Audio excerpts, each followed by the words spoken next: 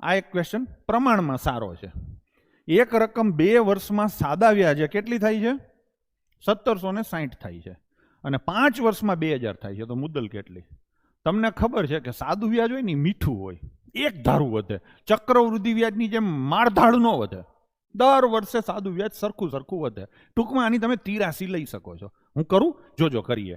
2 વર્ષમાં રકમ કેટલી થાય છે? 1760. 1760 રકમ થાય છે, એટલે વ્યાજ નથી 1760. 1760 રૂપિયા તમારા વ્યાજ અને મુદ્દલનો સરવાળો છે. તો હું અહીંયા લખું મુદ્દલ પ્લસ 2 વર્ષનું વ્યાજ. એ કેટલા થયા? 1760. ક્લિયર છે? ચલો, પછી એને આગળ શું કીધું છે? 5 વર્ષમાં એ જ રકમ 2000 થઈ જાય છે. એટલે 2000 રૂપિયામાં મુદ્દલે આવી ગયું અને 5 વર્ષનું વ્યાજે આવી ગયું. હું લખું અહીંયા મુદ્દલ પ્લસ 5 વર્ષનું વ્યાજ કેટલું થાય? 2000 થાય ને. હવે આનો નાનો તફાવત ગણો ને તો 3 વર્ષનું વ્યાજ મળે ને. એ કેટલું થાય? 240 રૂપિયા થાય કે નહીં? તો 1 વર્ષનું વ્યાજ કેટલું થાય? 80 રૂપિયા છે કે નહીં?